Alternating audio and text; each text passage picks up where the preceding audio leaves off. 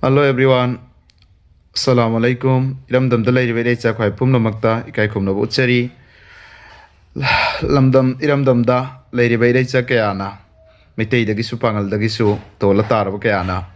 Help ki request to bina ba haijara e ngasi su hakna inghangonda aigi iyamba tamo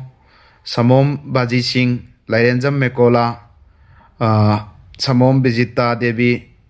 Hariba sister asina yamba samombaji asi akogi mangaki makha moisi siraga paralyze toraga yahip tan duna phamung da leire ko 6 years ahi sure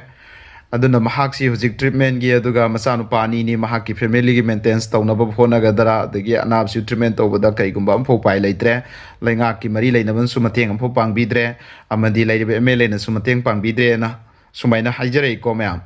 Masida aikoigi miyoibe minungsi yengaga angam angamba lupa amamam anini pijariba QR code amadi aikoigi mobile number GP number asida mateng pangbinaba request tawjari amadi mahaki anabagi video si sudum sida ai hapsarakke mayam engbiyo yamna nungaitaba thodokni ko sia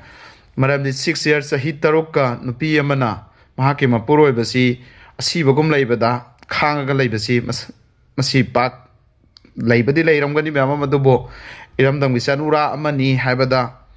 Tauna Labinupini, Aduna, Sister Sigi Mahaki, Lifeta, Ningbakaiba, Habadu, Oidanaba, Koyam, Lady Habasi, a quick Angamangamba Mateng Duna, Pangbangam the Basing videos, she was shared Toraga, Pangbangam Basingna, Angamangamba, Lupamanga, Santara, Sunusamo, Sunlising, Angamangam Zabakra, Pangbinaba, social media, Tonga, request Jari. Thank you, everyone.